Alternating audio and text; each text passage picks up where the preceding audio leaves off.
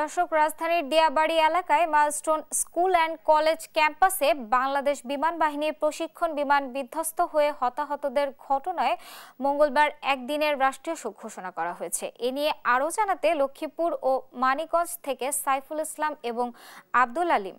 প্রথমে চলে যাচ্ছি লক্ষ্মীপুরে। সাইফুল ইসলাম, রাষ্ট্রীয় শোক পালন নিয়ে কি উদ্যোগ নেওয়া হয়েছে, আমাদেরকে বিস্তারিত জানাবেন।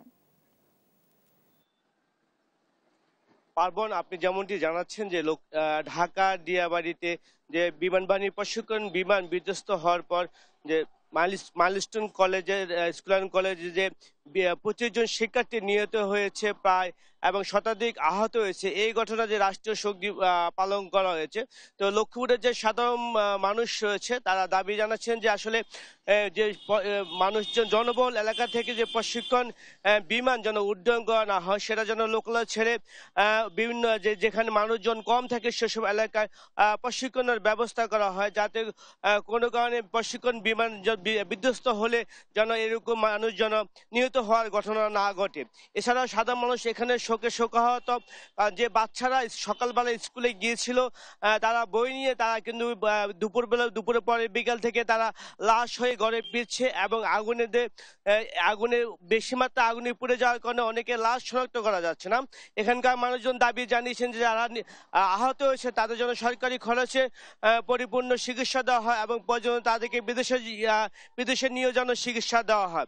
এছাড়া যে লক্ষ্মীপুরের জেলা প্রশাসক রাজীব কুমার সরকার আমাদেরকে জানিয়েছেন যে জাতীয় শোক দিবস উপলক্ষে লক্ষ্মীপুরের সকল সরকারি এবং বেসরকারি প্রতিষ্ঠানে পতাকা অর্ধনির্মিত রাখা হবে এবং ধর্মীয় প্রতিষ্ঠান যে মসজিদ, গির্জা এবং মন্দিরে প্রার্থনার আয়োজন করা হয়েছে। এছাড়া যে স্কুল যে এসএসসি পরীক্ষা অনুষ্ঠিত হওয়ার কথা ছিল এবং সেই পরীক্ষাও স্থগিত করা হয়েছে এবং স্কুলগুলোতে স্কুলের পক্ষ থেকে তারা বিশেষভাবে স্টুডেন্টদেরকে যারা নিহত হয়েছে তাদেরকে স্মরণ করবে। এ ছিল লক্ষ্মীপুর থেকে জাতীয় শোক দিবস উপলক্ষে সর্বশেষ খবর। আমরা চলে যাব মানিকগঞ্জে রয়েছেন আমাদের সহকর্মী আলিম। তিনি জানাবেন যে জাতীয় শোক দিবস উপলক্ষে মানিকগঞ্জে কি কি ব্যবস্থা নেওয়া হয়েছে। ধন্যবাদ স্বপন।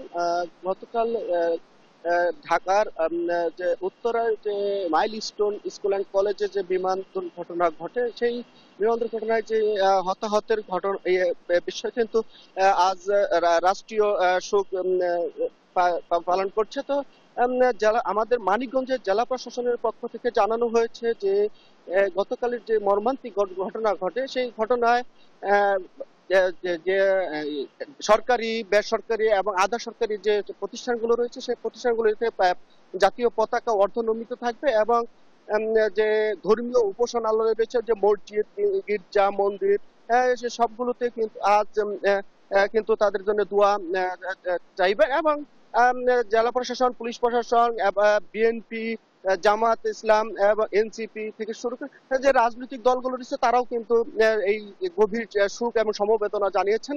এবং যে মানিকগঞ্জের যে সুশীল সমাজ রয়েছে, সুশীল সমাজের প্রতিনিধিরা বলছেন যে এই যে বিমান দুর্ঘটনা ঘটেছে এটি অত্যন্ত দুঃখজনক এবং এই যে বিমান প্রশিক্ষণগুলো হয় সেগুলো সে প্রশিক্ষণগুলো যাতে যাতে যে ঘনবসতি ছাড়া যে খালি জায়গা সেখানে ছিল প্রশিক্ষণ হওয়াটা দরকার ছিল।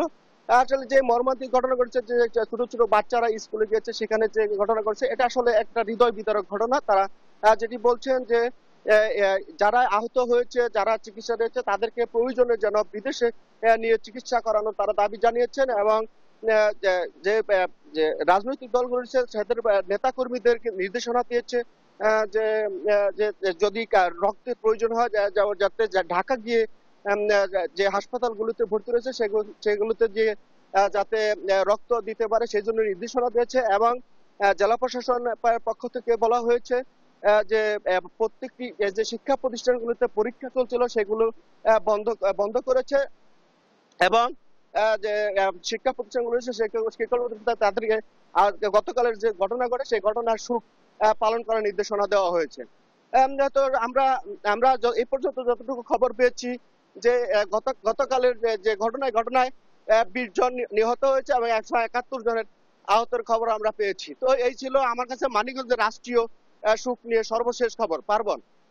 ধন্যবাদ আলিম আপনাকে। দর্শক, লক্ষ্মীপুর ও মানিকগঞ্জ থেকে সরাসরি যুক্ত ছিলেন আমাদের সহকর্মী সাইফুল ইসলাম এবং আব্দুল আলিম।